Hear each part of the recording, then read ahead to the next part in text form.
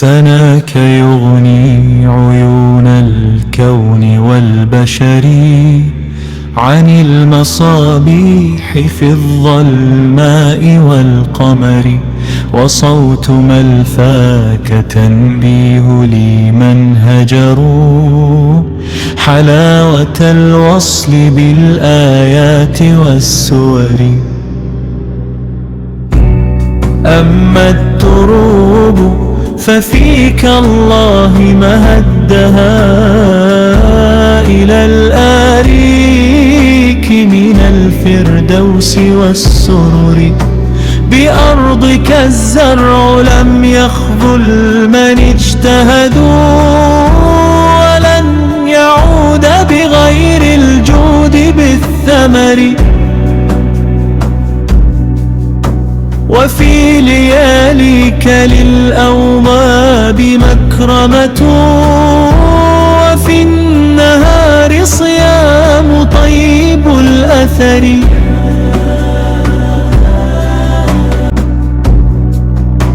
وفيك للذنب مهما جل مغفرة، والعتق من هول ذات الزج بالشرر. من صامك ارتاح بالأولى وهنعمها، وجنب النفس ما تخشاه في الأخر.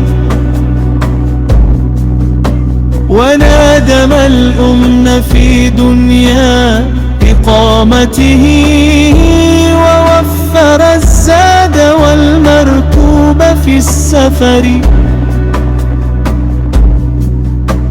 أليس فيك امتياز الفضل يومئذ، وفيك جن امتياز الفوز بالوطر؟ بلى، ولكن إذا أعمالنا حسنات بالفعل والحس والملموس والنظر.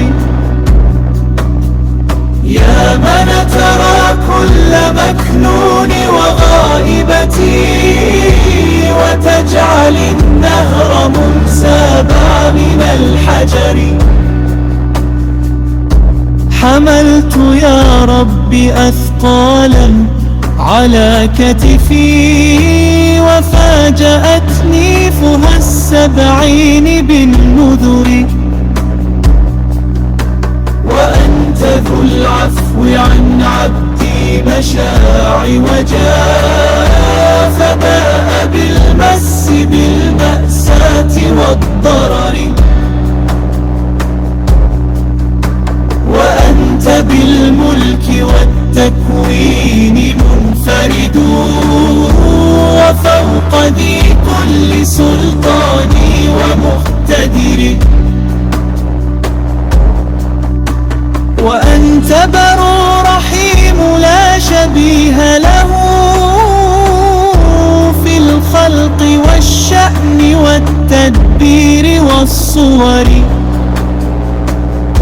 وأنت نور الذي لا البعد يحجبه، ولا دجى عمق قاع البحر في الغدر.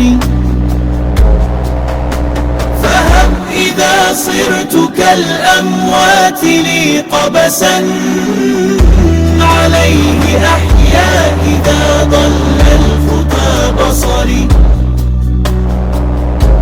وتب على من آت يدعوك مبتهلا، يقابض الخوف في الآصال والبكر. واغفر له كل ما في عينه صبرت، وحجمها سار في المثقال والكبر. وانظر إليه بعين لطفها، نظروا على حياتيه بالتوفيق والظفر. واجعل ليوم مآب والخطى سبلا،